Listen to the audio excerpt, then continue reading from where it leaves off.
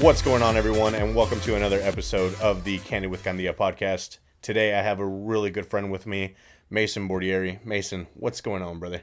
Good to be here, brother. Thank you for having me, man. Absolutely. Thank you for joining me. Um, so, for the viewers that don't know you, a lot of viewers will know you. I talk about you a lot. You were one of my closest friends when we were in the car business, and to this day, we still stay in connect. But for a lot of the people that don't know you or your background, what can you tell them about yourself? What do you do? Yeah, I call him Candia. I met Rob. It was a funny little interaction we had. I actually commandeered his desk during my training. This is years back when I was 19, so about 6 years now. I was doing training for my certification to start selling cars, and I was using his desk for my training, and it just so happened that him and I just kind of, long story short, hit it off from there. Um, so I was in there for about 2.5, 3 years, and then, again, kind of long story short, to sum it up, I decided on a whim to start streaming, and I guess, especially now, I've never turned my head, and kind of it's all about what's in front, and I've just been really lucky. So yeah, I'm a content creator, so I have kind of presence on all social media, but primarily Twitch, the streaming service. So I stream. Yeah. Um, so one of the main reasons why I wanted you on here is because when you initially left the car business, it was so inspiring to me. And the reason I'm saying that is because you were a top producer there and making good money. You were 19 years old. Like, you knew what you were doing. And you kind of made that transition from being number one there and going into streaming. And at that time, nobody really understood why, especially like us young salesmen who, you were really close with, and we couldn't figure out why you made that transition. And, getting to know you more and understanding your story and knowing who you are as a person, now we understand, right? Like, your closest friends understand. But it's just something that's so inspiring to me to see, like, you chase your own happiness.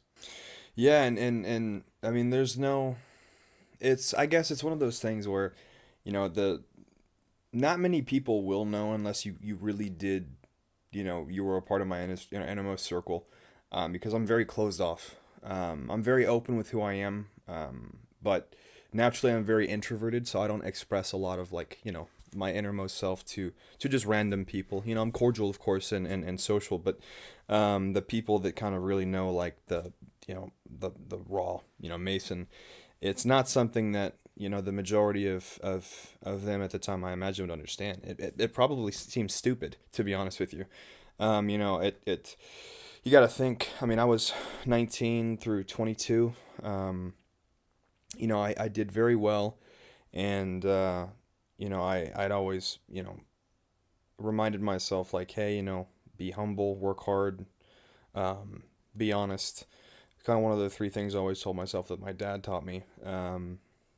To anyone who doesn't know, he was a finance manager at the dealership. So, I had a father in management position, and, I don't care if you were a new salesperson, an experienced one. I'll learn from anyone.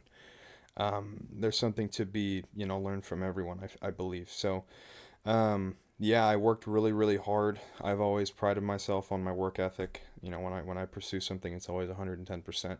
I think another really important kind of subtopic to piggyback off of that is I've always pursued something with no possibility of failure. I've never had an out. I've never planned something with a backup plan, which, I don't know, it could be a good and a bad thing. It depends on how you look at it. But I've always pursued something with, the intent of making it work. So when I decided to quit, it was actually very abrupt. And I'm sure you remember, I mean, and this is prevalent anywhere, whether it's car business or any type of corporate structure or anything like that. There's going to be people whom you interact with that you don't jive with. There's a myriad of different things, and micromanagement and stress, and I worked a lot on my days off, so there was no ability in my head to turn it off. And I realized towards the end, I got really, really, really um, depressed. And it's one of those things where it kind of goes back to, I had little to no expenses. I had two nice cars, bills were paid, Jordan, my wife, was taken care of. Everything was fine on paper. I had it made, blessed, but I was still unhappy. And I was going home and I wasn't able to come home. You know what I mean? I was still at Shut work. it off. Yeah, I was still at work, and you drag the day home with you, and that was something that I was very inexperienced with dealing at the time. And I took a vacation. I remember my last day. It was a Saturday. I actually left early because I was feeling sick. So I remember I got home, took a nap, like 2 days throughout the vacation, 2 days through the vacation. You kind of start, like any vacation, you get kind of accommodated back to like that, you know, deep breath type living, and you kind of try to separate yourself from what you were dealing with in work. And I realized kind of how far I had fallen from what I deemed like normalcy and like my own kind of center of balance. I realized how far I had strayed from what I deem, mentally, you know, stable. And I was like, dude, this isn't it. You know what I mean? And so I'm a very faithful person, and a very committed person, to my wife, to my family, to God, my closest friends. And I was like, if there's going to be a day on earth where I'm going to be here that I don't believe I am my best self, then I need to change something. And so I had a lot of kind of introspection, and I looked inwards, and I was like, you know what, this is kind of the root of my problems. Spending way too much time at work. Great, money's great, but way too much time at work. I'm not able to turn it off. And there are many things that transpired, and I was like, I'm done. I quit. Yeah. And it was absolutely terrifying.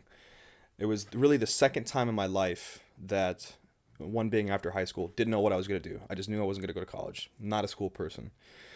Not at all. Anyone who knows me, I'm not. And so, second being when I quit, car sales, because to me, I was like, okay, I thought I found my calling. And when I decided to quit, I spent a month before I decided to do anything. Before I started, Twitch or anything like that, I was just coasting. Mm-hmm. I was just like, you know what? I'm going to give myself a chance to reset. And yeah, I went in the next week, and I think they kind of sensed it, because I walked in, and one of the first people I saw was at the time our internet manager, Michelle. Mm-hmm. And I looked at her and I said, I'm done. And then, she started crying, and then a coworker of ours, he came up to me and he gave me a hug, and everybody was just shell shocked. Because, in hindsight, it's like, why would a, top performer, I'm not going to say I'm the best, I'm never going to say that, but why would a salesperson of, an established, nature in that place just say, I'm done? Mm-hmm. You know what I mean? I had a father in finance. I was really close with everyone. You had it set. Yeah. But not really. No, it's everything on paper, again, it's one of those things where everything on paper was picture perfect. It goes to show you, again, kind of full circle, my head wasn't right. One thing that you said that really stuck out to me was you burned your ships. Yeah. Like you had no plan B. No. And that's something that I can relate to so much, because when I left the car business, same thing. Mm-hmm. I was sitting there, and it was kind of a spur of the moment thing. And I'm not the type of person to make spur of the moment decisions. Yeah, sure. I sit down and I weigh things out, and what are the pros, what are the cons, and I sat there and I tried so hard to be like, dude, okay, like, let's weigh this out, and everything in my head was like, dude, just get out of here. Sure. Yeah. Just get out. Yeah, exactly. And so then I was like, you know what, fine, I'm gonna go into real estate. We were already doing the podcast, so I was like, I'm gonna continue the podcast. It'll give me more time to work on the podcast. Yeah. And then stuff that I genuinely want to do. Sure. And then kind of move forward. But our stories align very similarly, because you and I are, for people that watch the podcast regularly, you know, they know that I battled with depression. They know I battled with anxiety, and you and I have had so many conversations A lot, yeah. as far as mental health and how important it is, Yeah. and how to kind of stabilize yourself and ground yourself. Like Yeah, when yeah. you're that the car business can be one of those places. It's very acidic. Yeah, it's you got to remember too. I mean, you're battling with many of other people that want to beat you, and of course, being a competitive person, if you're in the car business and you're not competitive, you're probably not going to go very far. Uh-huh. So you're constantly dealing with every single time the month starts. I always had a terrible amount of anxiety because I am at zero. I have no sales. I remember It was a terrible time for me mentally. you and I would go to lunch, and Yeah, and you would be freaking I would, out. I was very, very nervous in the beginning of the month. So, you wanted to just get the first X on the board and start moving. But, it's a very competitive place. That's great. That's cool. But you're also dealing with people whom come in and, there's a very, very common, conception with people thinking that the car salespeople are the absolute monsters of today's society and sales structure. So you have that, and then you're already fighting that in many cases before you even get a chance to introduce yourself. And then you add a potentially very, very toxic management environment. Whether you're friends with them or not is great, but if they're bad managers, then you can't be friends and and have a boss at the same time. There are two very different entities. So 100%.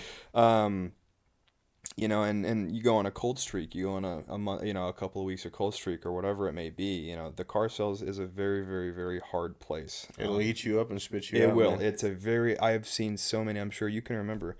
The door is revolving. Oh, 100%. You'll get one person in, two people out, and vice versa. If you last 6 months in any one place, Absolutely. You're beating the odds. No, 100%. And I remember we had many conversations, heavy conversations, because you and I, it's very cool to think back to, because you may have your you have your workplace environment and you're grinding through work, but a lot of people are vocal about their personal lives too. But you and I, like, you were my best friend when I was there. You know what I mean? Like, and still one of my very, very close friends. And it's you have two lives kind of working at the same time: your work life, your personal life.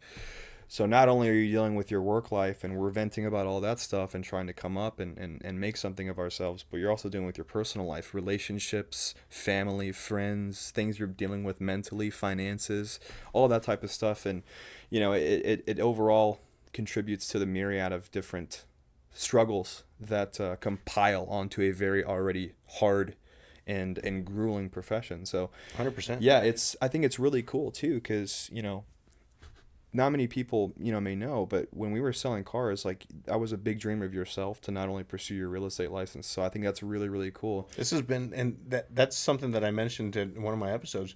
How long have I wanted to get into it? Oh, years. Ever since I've known you. Yeah. Ever since I've known you. And I always put it off. I always made the excuse, like, I'm doing well in the car business, Yeah. and then I got promoted. Yeah. And then I started working with your dad. Him and I were eye to eye, and then he became my boss, and it was just, things were going well. But, Yeah. But we kind of blind ourselves. Like, exactly like you say. I was more looking at it from a paper perspective. Like, on paper, it was going fantastic. Yeah. Off paper, like, in my heart and in my head, it wasn't worth it. You kind of just have something to just, your internal compass just feels shifted. Mm-hmm. You know what I mean? You But it's also about finding what truly makes you happy. Mm-hmm. It's also about finding, what am I going to do in this life? What can I grind with day in and day out? Give 110% to. If it makes me money, great. If it doesn't make me as much money, then, it is what it is. But like with streaming, with real estate, with the podcast, like, you find what that passion is, and then when you find that passion, you go all in. Yeah, it's at that point, and this is something I talk about very often on stream. I'm a very open person. I make fractions upon fractions less than what I did. But How much happier are you? oh, dude, that's what I traded the money that, people always think that the misconception is, I have money, I have happiness. And great, you know what? I'd love to buy a Lamborghini too. I'm sure that'd make me happy. But you got to remember too, like, you're grinding and doing all these things, but like, how do you feel in your heart of hearts, in your head? You lay down at the night, you're not laying in a Lamborghini. You know what I mean? You're laying on a bed thinking about okay, what have I done? Next to your significant other. Yeah, exactly. It's like, I I got to a point where I didn't feel like I was my best self for, my wife, my family, for, being a man of God. And I was like, I'm not going to spend a day on earth, being someone that is, in my mind, not the best version of myself for my family, for the people that mean something to me. So, it was on paper, everything was picture perfect, but, I traded money for my happiness again. Mm-hmm. And, if once you're doing something that you love, you grind, the money will come. Mm-hmm. You know what I mean? As odd as it may seem, Shia LaBeouf of all people said it. It was actually on a similar podcast with John Bernthal, the I guy saw from that. Walking Dead. Yeah, he had said, if things aren't okay, basically he's saying that, if things aren't okay, it's not the end. That's all it is. Everything will be okay in the end, Mm-hmm. and if it's not, it's not the end. Mm-hmm. And I held on to that for a long while, especially in the early days of starting stream, because, and this is something that I've talked about many a times on my own stream, but it's not brought up often because it is heavier. But in the beginning, the first few months, the first year, if anyone's ever tried streaming or any type of social media presence or anything that requires this type of online type work, it's a lot. And you'll have many, whether it be streaming days, episodes, tweet, whatever, videos, whatever you want to call it, where I had no one there. And I'd be my first year. Again, kind of to go back, everything's a learning experience for me. My first year, I streamed between 13 and 15 hours a day. I remember So it was nonstop. I would wake up, stream. And this is, I stopped going to the gym, but I was so tunnel visioned. Again, trying to piggyback on what I was saying earlier. I had absolutely no other plan. This was going to work. I did it reverse. A lot of people have a day job. They stream on the side. Whenever they can make it full time, they switch. that. Mm-hmm. I did it reverse. I had absolutely nothing going for me. I was terrified, but I was like, you know what? I'm going to start streaming. I streamed on my Xbox. I had a little $30 webcam on top of my monitor, and then I had my phone up for my chat because I didn't have a second monitor. And for probably 3 months, I streamed on my Xbox, and then I built a PC. And then a couple months later, I got my first ever big donation, and then I have it framed actually when it came through. It was two very substantial donations. It was in Christmas time too, so you're buying gifts for your family and stuff. That was in that month it saved my Christmas, my financial stress. Mm-hmm. But you have months and months and months on end where I was just sitting there commentating over what I'm playing, talking to myself, just praying someone would come in and I could strike conversation with them, right? So I wanted to make it so bad. And I knew that I was like, this is what I want to do. I need to find a way to make this work. And then for me, the way to do that was put an ungodly amount of work, an unprecedented amount of work into it, and I got very lucky. But nobody gets. I'm a firm believer in you create your own luck. Uh-huh. And what I mean by that is nobody gets to that point. I say that often too. I saw a stat the other day. 92% of podcasts have not been updated in Apple Podcasts in 3 months. Yeah. So if you're updating within that 3 months, you're in the 8% of 100%, podcasts. 100%. It's actually a really cool point you said that it's I've said this too when people ask should I start streaming or whatever. My answer is always the same. If you have a desire to do something, the last thing I would want to recommend someone is don't do it, because then you're gonna wake up one day wondering, I wonder what that would have came from. You know what I mean? Mm-hmm. And so it's, or don't give up. Exactly. You're making a video. You're already putting yourself out there. I'm starting to stream for the day. I'm already setting myself up for potential discoverability. It's the same concept. Mm-hmm. So if you're putting forth the effort, you're already subjecting yourself to that luck, people call it.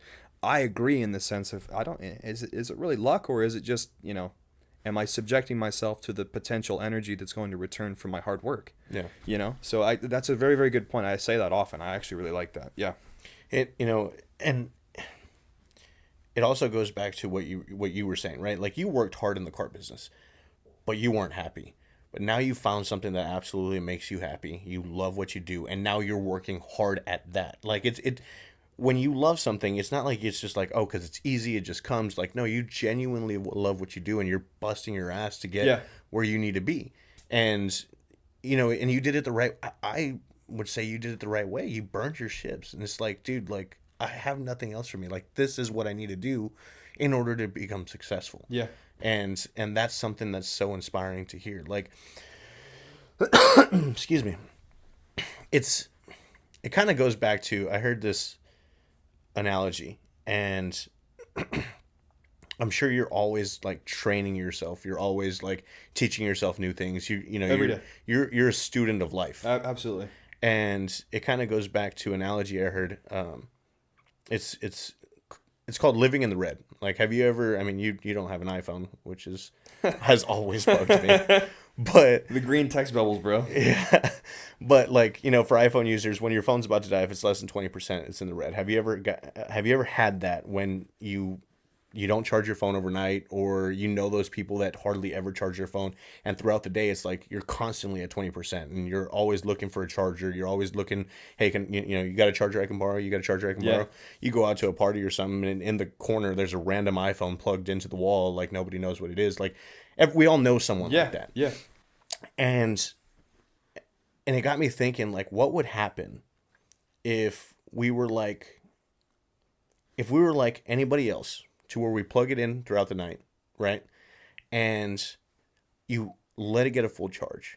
And then maybe throughout the day, once throughout the day, you plug it in, step away from it, and let it get a full charge. What I mean by that is, like, staying connected is so important. Mm-hmm. If you want to learn about your podcast, if you want to learn about how to get better with your stream, like, staying connected to that passion is so important. Yeah. I need to learn how to get more viewers. I need to learn how to get my content out. I need to learn how to be better at speaking in front of the camera. I need to get better at this. But are you teaching yourself that? Are you going and watching other podcasts? Yeah, mastering your craft. And when you're not, if you're not mastering your craft, you're not staying connected, and you're going to live in the red your whole life. So instead, start learning. 30 minutes a day. Yeah, I think too, especially when you're investing into yourself, it's not even really a chore. It's just more so like, like I said, investing in yourself. You know what I mean? I spent so many hours in the beginning stages of stream, and I'll come back to this in a second, but how do I expose myself to more discoverability? How do I have better thumbnails, or whatever it may be, anything related to exposure. And I found that there really is, at least for my profession, there's no secret. You have to expose yourself to every avenue of discoverability possible.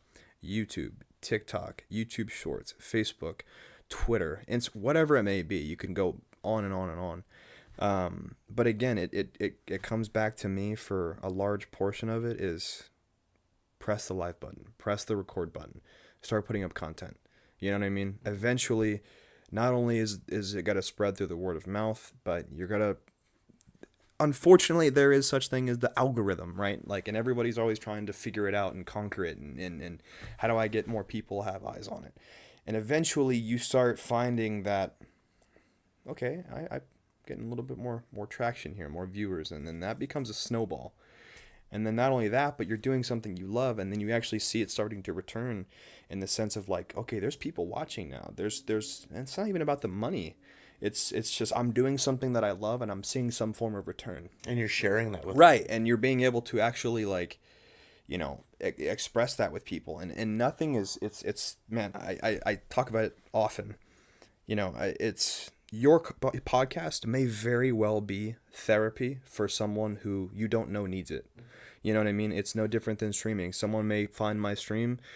It may already be a viewer that just needed somewhere to escape, to hear something positive, or to hear someone else going through something similar, or have, someone have gone through something similar, that acts as, a reinvigoration for that person. So, this isn't just to, in my opinion, to show people the insight, behind someone's eyes, but to share,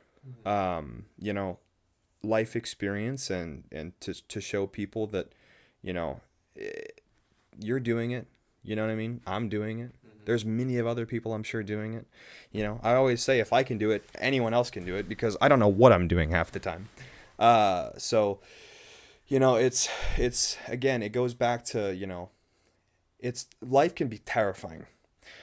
But I always from the start, ever since, you know, I decided I wasn't going to go to college when I was a junior in high school. And, you know, growing up in this area and we live is very, very, very wealthy. So what comes with wealth is a lot of entitlement, especially in a younger age. You know, kids getting Beamers for their first cars and all this Scat stuff. packs Yeah, and- these yeah, really, just- really, really nice cars. And that's great. Cool, man. You know what? Awesome. But that's not normal. Yeah. So I grew up in an area where, you know, that social standard is what it is. And so, you know, you kind of go down you got to go to college for 4 years. And then you got to, you know, you got to pursue some corporate job, and that's great. That's fine. I just knew that wasn't for me. So I decided in my junior year I was not going to go to college. And then when, especially my senior year, when a lot of the teachers got wind that I wasn't going to go to college, when they were asked, what are you going to do? And I said, I really have no idea. I'm not going to lie. Yeah. You know, I'm going to figure it out. I always told myself, no matter what I do, I have 110% belief in myself that I'm going to figure it out. You know, I have the door to opportunity always open to me. It's a matter of whether something walks through it. But I'm always open to everything. I'll learn from anyone. I'll talk to anyone. I'll listen to anyone. It doesn't matter. And, you know, it just so happened that after high school, I started working with my mother at a vet clinic. And then when I met my wife, my dad had always kind of talked to me about getting into the car business. And I knew that I needed to kind of level up myself and my earnings to support not only myself, but my wife. I'm very traditional in the sense that I want to be the provider. I want to protect and provide, you know, and I want to be someone's rock. You know what I mean? I want to take care of my family. So I started, and then, you know, it kind of goes back. I quit, but nothing changed. I was terrified, but I had 110% belief that I'm going to figure it out, you know? And you know what you're going to do. Like, Yeah. And you're the type of person that I love to surround myself with because, you know, a lot of our conversations, dude, the amount of laughter you and I had throughout the years was immense. Yeah. But also our deep conversations, like, you were always the type of person to lift me up and take me to the next level. And I mean, you're significantly younger than me, but it goes back to, I don't care who it is. If I'm going to learn something, I'm going to learn it from anybody. Yeah. Like, it's not just your dad. Like, your dad, I said it in the first episode, but your dad was and still is one of my biggest mentors. Yeah. But I didn't let that stop me. You know, at the second you came around, like, a lot of people don't know this, but you and I, like, I hated you the first couple days that you came in, commandeered my desk. Little did I know you were blind. I have an asshole face. I would probably not like me too. Little did I know you were blind. You walked by and, like, mean mugged the hell out of me. And I'm like, what the hell is up with this guy? I just like, couldn't see. I know. I didn't see. find that out until a couple days later. I was like, I'm legally blind in my right eye, so my left eye is it's my saving grace. So a lot of the time when I'm looking into screens, I go like this. And so he happened to be walking by, and I was going like this, and he passed by, and he thought I was mean mugging him. And so, you know, it's again, you know, you couple that with an already, like, I look like an ass. So and then I raced back to your dad's office. I was like, bro, what's up with this your kid's your- problem? Yeah, Dude? what's up with your son, bro? Like, This kid's problem. he's about to get his ass whooped. Yeah. Yeah, but you were a lot smaller back then. I don't know about anymore. But no, dude, I mean, it's just it's always great to get my good friends on here, like people that I genuinely want to learn from. Yeah. And it also goes back to what you were saying. Like, there could be one person watching this podcast and find it therapeutic. Like, that's my goal. And I've said it before, I'll say it again. If I reach out to one person and they see this and they take motivation from it, I've done my job. Yeah. Like, if it's just one person. And it's cool that you say that too, because in the very beginning, I remember when I first started, and this is back when I had my little phone up for my chat. My family would open up my stream that way that when I would look at my statistics, I have more viewers. and I wouldn't get discouraged because I was streaming to 0. So it was something that they did for me that, you know, it helped tremendously because, you know, you do get caught up in the statistics, and that's just human. You know, you want to see your hard work, you know, you want to have it shown to someone. You know, you want to be able to show that to someone, to put it out there. And so I remember I always said, I was like, man, I don't care if I have 5 people, 5 humans spending time out of their day that they're choosing to watch me, and I am able to hopefully, you know, become a positive influence, even if it's for that day, even if it's for 10 minutes. If I can change someone's day, then I'm cool. You know what I mean? And so I think there's something to be said with authenticity.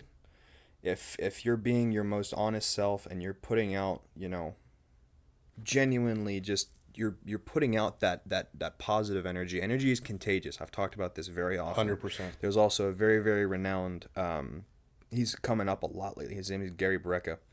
But he talks about this. Energy, you know, being, you know, if you surround yourself constantly with negative energy, it's so hard to stabilize yourself in a positive mindset, because you're constantly around things that are, you know, taking you down. So, you know, I'm very selective with whom I surround myself with, in my innermost circle. You know, the stream goes off, who am I still talking to?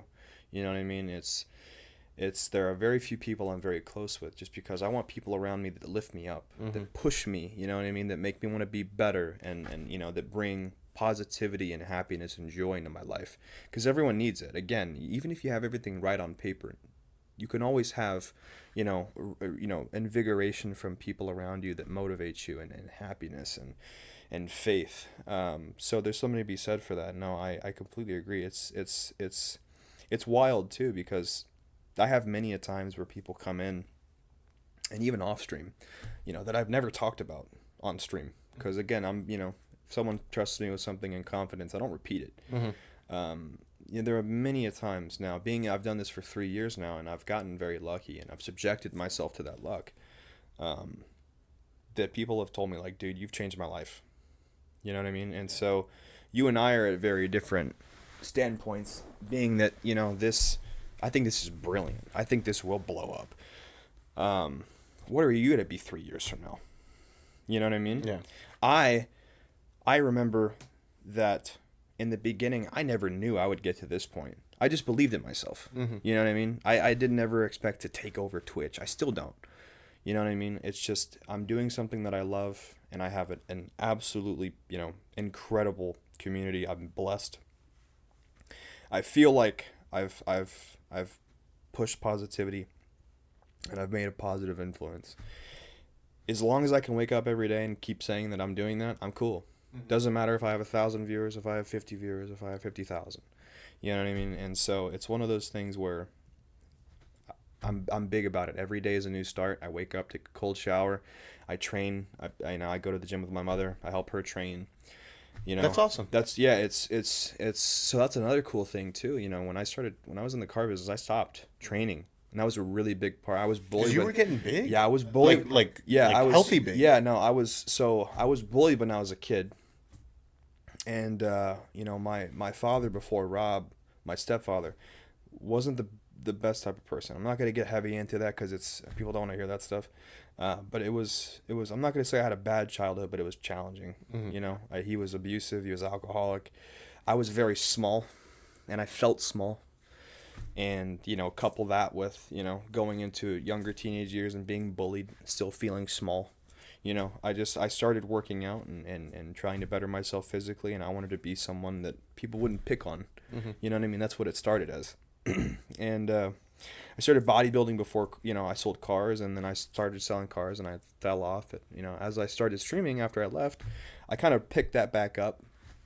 And so, you know, that was always a really, really cool avenue of, there's something to be said for feeling good mentally and physically.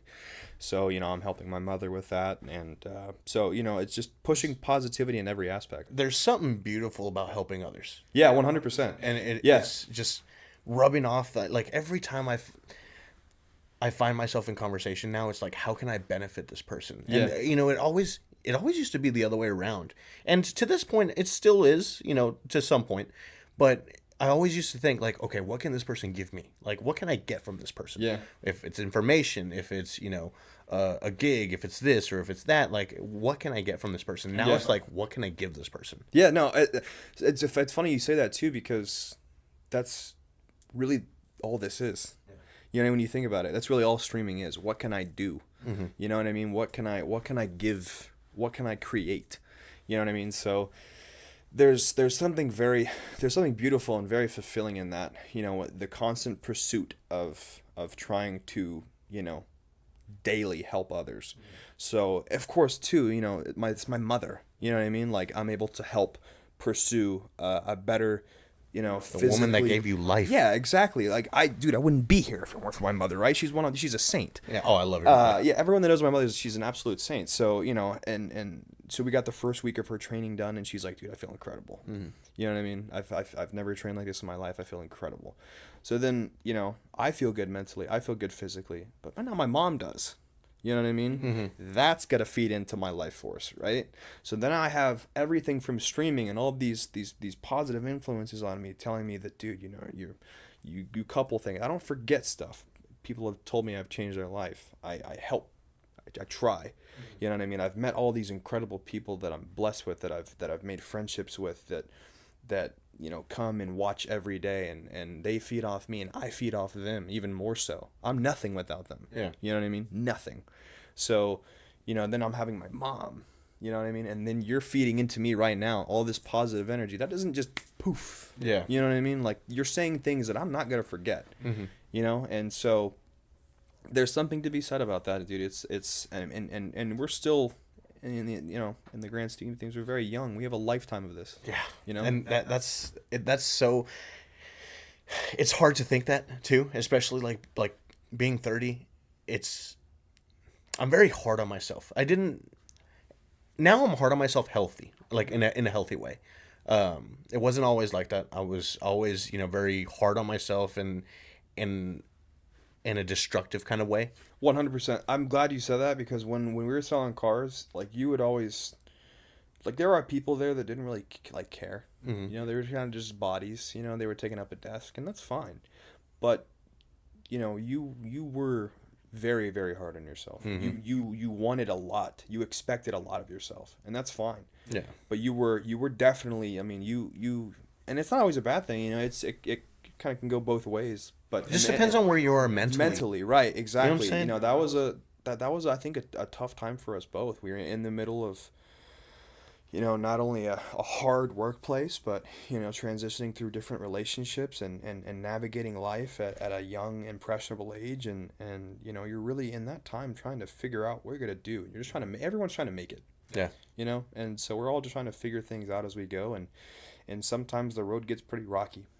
100%. You know? And I'm glad you said that. It was because that's something I can also say myself. I'm very hard on myself. It's sometimes hard for me to allow myself to breathe. You ever feel like you're just not doing enough? And you're all the time. What can I do more? Yeah. But you feel like you're literally giving everything, you know? And in the beginning, when I first started streaming, it was, you know, 13, 15-hour days. There were times, and I've talked about this often, and I want to make this clear. You know, there's a lot of stuff that goes on behind the scenes of stuff like this that people don't realize. You know, the editing, the photography, the exposure, the social media. But there's so many different things, right? And you're doing all this stuff in a day. And, you know, and especially in the beginning, I absolutely saw nothing. I'm not even talking about money. I just didn't even see any people, right? So, you know, in the beginning, it was one of my dream cars. I had a Scat Pack. And after I quit, you know, it's not a cheap car. It was one of my dream cars. And I worked very hard for it. And when I first started streaming, I couldn't pay rent, couldn't pay the car, couldn't do any of that. And I had several nights where I was sitting in the bathroom on the floor just crying. Just because I so badly wanted to make what I was pursuing work. It just wasn't happening in that moment. And again, it you know, I'm very lucky to have, you know, Jordan, my wife, that never doubted me a second. Just kept saying go. You know what I mean? Keep doing it. You're enjoying it. You're happy. Granted, we all have low points. Same with my parents. You know, I was terrified because I was getting to the point where I didn't realize that I may have something that I need to fall back on. But I was like, I'm just gonna keep going. You know what I mean? I wasn't gonna stop. And so again, I had no backup plan, and I just had to make it work. And so, you know, there's, you never know. I talk about this all the time because there are people that, you know, I play a first person shooter. So people come in and, you know, if I run into them in a match or in a game, whatever you want to call it, and they come in and, you know, some of them can be pretty heated, pretty out there. They can say some pretty wild stuff. And I always tell people, I always give them a chance. I try to give them the benefit of the doubt. I always tell people, you know what, dude, like, this isn't the place you have to be like that. We're just playing a game. We're playing pixels. You know what I mean? All this is pixels. You don't know what I'm going through. I don't know what you're going through. I'm not gonna try to cut you down. I'm not gonna go out of my way because I got upset to take it out on someone else. You know, you never know what someone's going through. Absolutely not. So the last thing I'm gonna do is use my life force, my energy to try to cut someone else down, you know? And I think what you're doing here this is beautiful. You know what I mean? Like, the viewers, they can't see all the stuff going on behind the scenes. There's a lot of work that's put into this. And especially, you know, me knowing you for so long now, like, this is, I can tell you right now, this is gonna turn into something. This is something really cool, man. It's a very positive place to express yourself, and you have a lot to say. You know, I think you're a very, very experienced person, even in your youth. You know, you're very insightful. I think you've always been incredibly humble, and you have something about yourself that's it's just authentic. Yeah. You know, and it's very positive, and I think there's something to be said for that. And I think the more people this reaches out to, and the more time that you spend doing this, like, this is something absolutely incredible. And I commend you for it. Yeah. Thank you, man. I really do appreciate that. But it's the same thing. Like, you know, I've been able to get my mind right. I've been able to take a step back. I've been able to train myself to have a positive, you know, mentality, to where I know the main thing about this and this podcast and everything that we're doing is just don't quit. Yeah. Because I can only imagine how many people would have blown up had they not stopped. I'll tell you, don't. Yeah. I've been there. Don't. Yeah. Keep going, dude. I've hit the ground. I was crying in the bathroom, dude. And I just spent my 3-year anniversary this last Thursday on Twitch. I've now been on Twitch for longer than I sold cars. And, you know, I'm nearing partner on Twitch. That's incredible. That's a massive achievement. That's hard. It's just even having 5 viewers. Many people don't even get to that. You know what I mean? So I'll tell you right now, 110%, because I look at you and I see me in the beginning. And dude, I mean, this could be absolutely massive. There's no doubt in my mind that this will blow up. The 110% thing I can say is do not quit. You have something here, keep going. And this goes to everyone. Anyone that's watching that's pursuing something like this, or that wants to pursue something like this, don't quit. Please don't. Yeah, it's just... It's so funny how the universe works, and how God has his thumbprint on everything, because it all just kind of connects together. Yeah. Like, and everything seems to just come around in a circle. 100%. And the more you start training yourself to see that and understand that and take things for what it is, and be a hard worker and push through and don't quit, and all this stuff that, you know, we're preaching, that we've preached to ourselves for years. Yeah. I mean, everything that I'm saying to this camera right now, to all of our viewers, to them, to my brother, to my family, everything that I've ever preached, I haven't preached to myself 6 inches from there. Yeah, like 100%. And it all just kind of, and it's hard. It's hard to put into words how grateful I am for this opportunity to be able to do this and have a wonderful team, and, you know, have great people on our podcast the way, you know, you've been, and JJ and Tristan and Christian and all of these people that we've had in just a short amount of time. Yeah.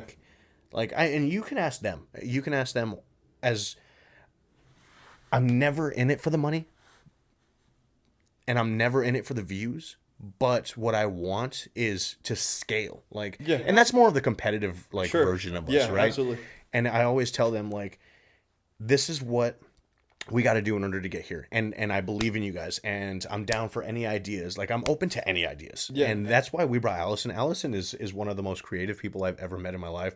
She created t-shirts that we're going to be, hopefully here in the next couple months kind of putting into play. But like, I've always believed in my team. I've always believed in ourselves. Like, I've always believed in our mission and our cause. And I know what it's going to take to get there. And I know it's not going to be a pretty road. Like, I know, like, nothing in life worth having ever came easy. Sure. And that's always stuff that I'm preaching to them. But as I'm preaching to them, I'm preaching to myself.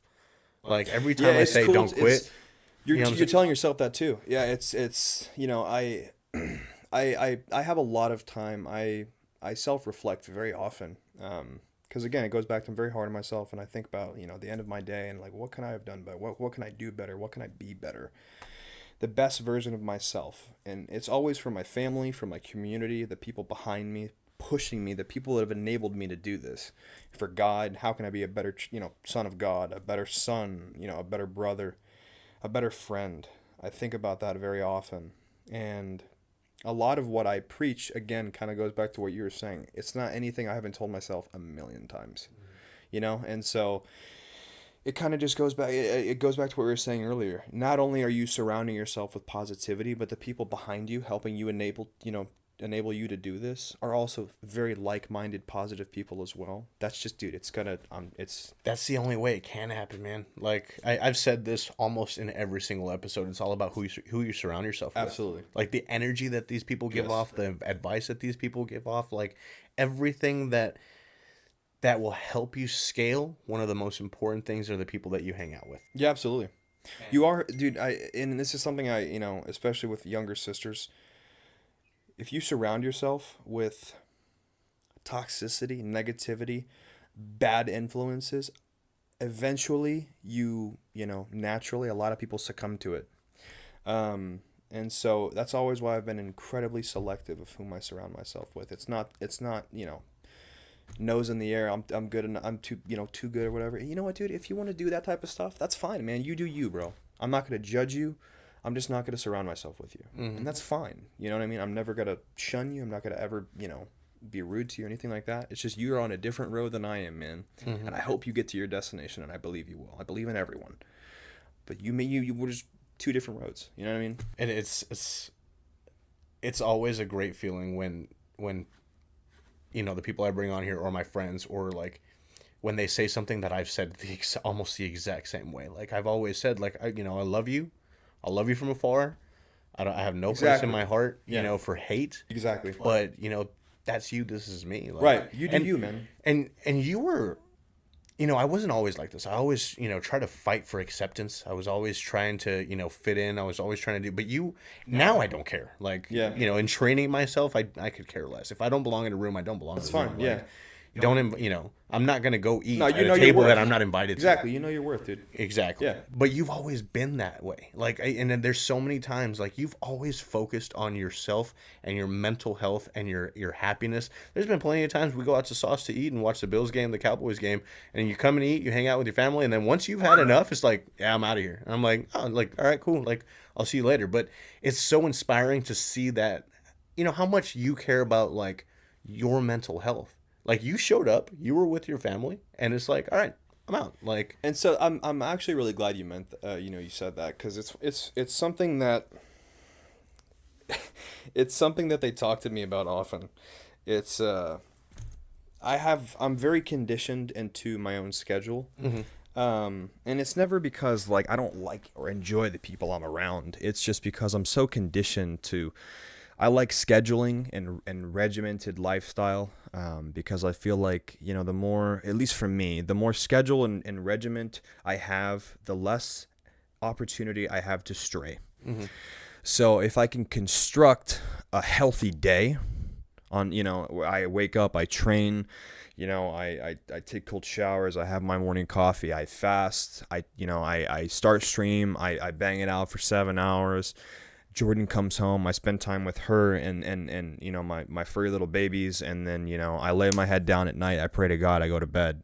You know what I mean? There's very little opportunity for me to, you know, invite any type of evil, negativity, bad influence into my life. So Temptation. yeah, any type of potential harm that I could do to my mental health. And it always goes back to, I don't want to just be a positive version of myself for me. It's you know, it's more importantly for the people around me, because now, you know, you realize, even with this podcast, you know, you reach out to one person, you're an influencer. I don't care if you have one person or 100. You have the power of influence. People that watch me, doesn't matter if I have one viewer or 100, same thing. I have the power of influence. So I am going to do the same as I preach. You know what I mean? So it's one of the things where, you know, as far as social acceptance and all that stuff, I used to be the same way when I was very young. I remember I can always pinpoint it back to when I was in 10th grade, my sophomore year of high school. In the first 2 years of it, I tried very hard to fit in. And I guess maybe I just started to find my own footing. And I just kind of started to realize, especially then, you know, graduating, and I've just, one of those things where it kind of just says, you know what, man, like, I'm not going to ever go out of my way to make myself a part of someone's life. If they want me in it, I'll be in it. But I'm never going to lose myself, my you know, my sense of self-respect, and I'm always just got to make sure that I'm doing what's best for myself, because that then turns into what's best for my family. Me being in a positive, you know, body and mental, you know, I subject myself to my family, my friends, my community, God, positive influence, and it's really, that's it. There's no rocket science behind it. Simple. You know, it's very simple, and I love it. You know, it's crazy because you hear yourself saying it out loud, and you're like, man, like, it weighs heavy, because it really is very simple. If you practice positive, you know, endeavors and things, then, you know, eventually you start to feel it and you start to believe it. You really do. Yeah. And yeah, it's just, you know what, and there are people that may bang with you, and there are people that may not, and that's fine. You know what I mean? I wish no ill or harm or hate on anyone. I don't have room for it in my heart. I'm not that type of person. If I'm not welcome somewhere, that's fine. You know what I mean? If someone wants me somewhere, great. You know what I mean? If you want me in my life, I'll be there. Yeah. 100%. You know, full time. If you don't, that's fine too. You know what I mean? I'm never going to force myself into somewhere I feel like I'm not appreciated, because, again, having self-respect and knowing your worth is very important, and I think that coincides very closely with, you know, pursuing your best self. 100%, dude. Unfortunately, I think we're getting to that point. But Mason, I really do want to appreciate you once again, and I want to thank you for coming on. Like, I knew this was going to be a good episode just in the conversations that you and I have had before, and of course I wish to have you on for another episode later down the line. Absolutely, this is an absolute blessing, man. Again, people can't see what goes on behind this, and all the work that's put into this. There's a lot, so, you know, it's especially, you know, being in that world and seeing the effort that's into this. Not only that, even if you just had a little flip phone camera and it was you, I'd be like, dude, I'm in. Yeah. You know what I mean? And that's the kind of friends I want to surround myself with, man. Yeah. Just my ride or dies. Remember, guys, if you guys like that content, you know, exactly like you said, a lot of this kind of goes into the making of these episodes. If you guys love the content, make sure to hit that subscribe button, turn on the alerts. Candid with Candia podcast across all social media platforms. And for the people that are FPS fans, you know, where can they find you? Twitch GTV Treason with 5 N's. I have 5 N's because I'm not partner and I can't have one, so I can't have that name yet. So 5 N's Treason on Twitch. Awesome. Well, as always, guys, I will see y'all later.